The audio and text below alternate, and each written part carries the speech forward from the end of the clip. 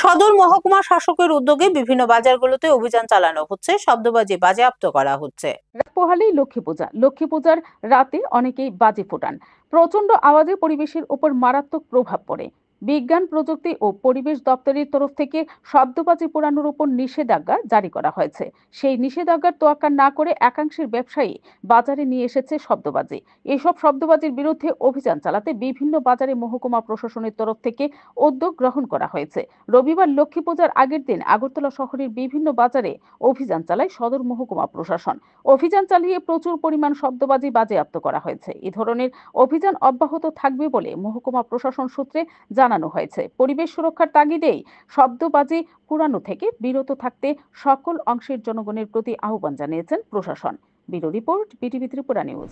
বিশেষত যে উৎসব মরশুম দুর্গাপুজো, লক্ষ্মী পুজো এবং দেওয়ালি উপলক্ষে আমাদের এখানে যাতে আমাদের যে সরকারি নির্দেশিকা আছে, যে সরকারি নির্দেশিকা অনুযায়ী বাজি, পটকা ইত্যাদি যে শব্দ নিয়ন্ত্রিত যে বাজিগুলি পোড়ানো বা সেই নিয়ন্ত্রণের মাত্রার বাইরে যদি কোনো বাজি, পটকা ইত্যাদি থাকে সেগুলি বিক্রি হচ্ছে কিনা সেগুলি দেখার জন্যই আমাদের এই নিয়মিত অভিযান, এবং এই নিয়মিত অভিযান আগামী দিনও জারি থাকবে।